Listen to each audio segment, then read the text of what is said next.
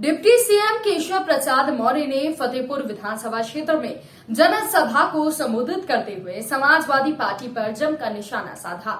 अखिलेश यादव के पुलिस वाले बयान पर कहा कि आप बदतमीज नहीं, आपके संस्कार गलत हैं। यूपी विधानसभा चुनाव के तीसरे चरण में कुछ ही घंटे शेष रह गए हैं, लेकिन राजनीतिक दल अन्य चरणों के प्रचार में जोरों से लगे हुए हैं। इसी कड़ी में डिप्टी सीएम ने फतेहपुर विधानसभा क्षेत्र में जनसभा को संबोधित करते हुए समाजवादी पार्टी पर जमकर निशाना साधा। उन्होंने कहा कि समाजवादी पार्टी तो आतंकवादियों की रिश्तेदार है। अखिलेश यादव के पुलिस वाले बयान पर कहा कि आप बदतमीज नहीं, आपके संस्कार गलत हैं। केशव आगे कहते हैं कि 2012 में अखिलेश ने उत्तर प्रदेश में जातिवाद फैलाकर लोगों में भ्रम में डालकर सरकार को बना लिया था। सपा सरकार बनने पर पहला काम मुकदमों को वापस लेने का काम किया गया था। अहमदाबाद ब्लास्ट में हुए निर्णय को लेकर उन्होंने समाजवादी पार्टी पर तंज कसते हुए जनता से सवाल पूछा कि क्या आतंकवादियों के रिश्तेदारों, गुंडों की सरकार और अपराधियों को सत्ता आप सौंपना चाहोगे जो आपकी गलियों में कब्जा कर ले? सरकारी गलियों में कब्जा कर लेते हैं। गरीबों के लिए मोदी ने दिल्ली से उनके लिए आवास बना दिए। जो बड़ी बड़ी इमारतें बनाकर बैठे हैं उसमें बुलडोजर चलवाने का काम किया। सपा बसपा कांग्रेस वाले सिर्फ लूटना जानते हैं, गरीबों का राशन खा जाते हैं, लेकिन मोदी योगी के रहते आपका राशन कोई खा नहीं सकता। मोदी योगी गरीब महिलाओं और किसानों का ख्याल रखते हैं। मोदी ने कहा कि ना मैं खाऊंगा और ना खाने दूंगा, जिसने खाया है उसको भी निकाल कर गरीबों के चरणों में पहुंचाने का काम करूंगा। भाजपा गरीबों, किसानों, माताओं, बहनों, नौजवानों की सरकार है। उन्होंने कहा कि कमल का फूल खुशहाली का प्रतीक है। डिप्टी सीएम केशव प्रसाद मौर्य ने सपा सरकार पर भी जमकर हमला बोला और कहा कि आप सभी अपराधियों की कार्यवाही से बहुत खुश हो, लेकिन अखिलेश यादव से बड़े नाराज हो, जो कि पुलिस उनको बचाने का काम कर रही है, उनकी रक्षा कर रही है, उनकी दिन रात सुरक्षा कर रही है। वो मंच से खड़े होकर कहते हैं कि बदतमीज है पुलिस वाले। मैं जानता हूं कि अखिलेश यादव नहीं बदतमीज हैं, आप और आपका संस्कार गलत है, इसलिए ऐसी भाषा का प्रयोग आप करते हैं। और इन्हीं पुलिस वालों ने बड़े बड़े अपराधियों को जहां भेजना था वहां उनको भेज दिया है। आपको बता दें कि कुछ दिन पहले कन्नौज में अपनी एक चुनावी सभा के दौरान पूर्व सीएम अखिलेश यादव ने यहां पर चुनावी सभा को संबोधित किया और इसी दौरान वो पुलिस वालों पर जमकर बरस पड़े। मंच के पास खड़ी भीड़ को हटाने की कोशिश कर रही पुलिस पर अखिलेश यादव ने तंज कसा और कहा कि ये सब बीजेपी के इशारे पर किया जा रहा है।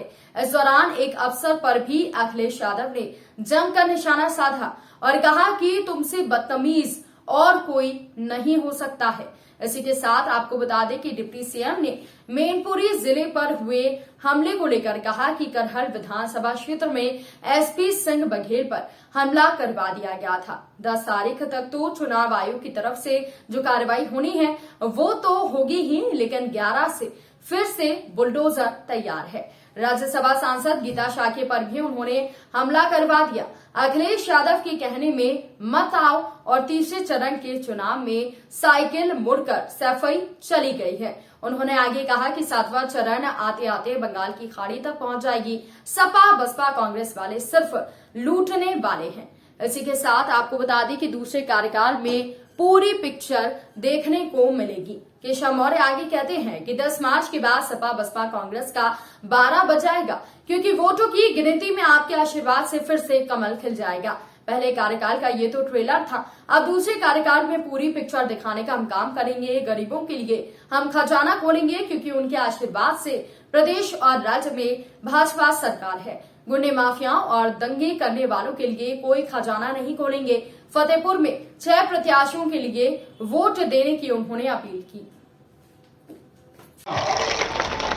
आपसे एक और अपील मैं करूंगा, क्योंकि फैजाबाद में 5 और विधानसभा सीटों पर हमारे प्रत्याशी चुनाव लड़ रहे हैं, जिसमें जहानाबाद से श्री राजेंद्र पटेल जी लड़ रहे हैं। बिदकी से हमारे सहयोगी अपना दल के श्री जय कुमार जैकी जी लड़ रहे हैं। सदर से श्री विक्रम सिंह जी लड़ रहे हैं और हुसैनगंज से श्री राणवेंद्र प्रताप सिंह जी लड़ रहे हैं। खागा से श्रीमती कृष्णा पासवान जी लड़ रही हैं। ऐसे में अपने सभी विकास जी सहित 6 के 6 प्रत्याशियों के लिए यहां से अपील करता हूं कि उनको भारी अंतर से विजयी बना करके जिनका फोन हो, परिचय हो, रिश्ता हो, फोन करने का काम करिएगा। यह आप सबसे निवेदन करते हुए सबको जिताने का अनुरोध करता हूं। और यह मेरे लिए तो आप जानते हो, मैं तो कौशाम्बी और फतेहपुर में कोई दूरी है क्या? अब आज की बात तो पार्टी नेतृत्व ने मुझे भी सिरातू से लड़ा दिया है। तो आप ये ध्यान रखना, उधर आपका डिप्टी सीएम अगर केशव प्रसाद बैठा है तो विकास गुप्ता को भी डिप्टी सीएम से कम मत समझना, ध्यान रखना। जो भी काम होगा विकास की गंगा बहाना यह भारतीय जनता पार्टी का संकल्प है। और जब आपने देश का प्रधानमंत्री माननीय नरेंद्र मोदी जी को बना दिया, जो गरीबों के मसीहा हैं, उनको तो लगातार एक ही चिंता रहती है, मेरी माताओं बहनों का, मेरे गरीबों का, मेरे किसानों का। अभी आए थे प्रधानमंत्री जी, आप में से नहीं जानता कौन कौन गए थे। हर समय मेरी कभी भेंट हो जाती सौभाग्य से तो एक ही बात वो करते हैं, मेरे गरीबों का ख्याल रखना, मेरी माताओं बहनों का ख्याल रखना, मेरे किसानों का ख्याल रखना, मेरे जवानों का ख्याल रखना। यह निर्देश देते हैं हमको। और जब वे निर्देश देते हैं तो मैं भी गरीबी से निकल करके ही सार्वजनिक जीवन में आज उत्तर प्रदेश का उप मुख्यमंत्री हूँ।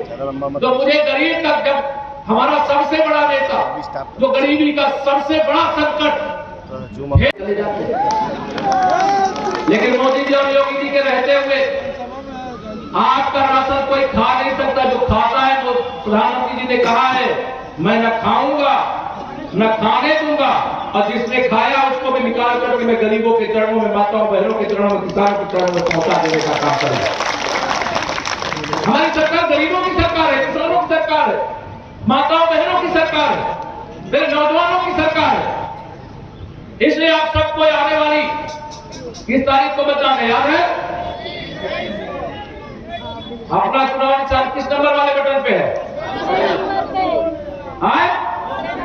दूसरे नंबर पे चुनाव निशान कहते हैं। जोर से बोलो, हाँ कहो तो बोलो।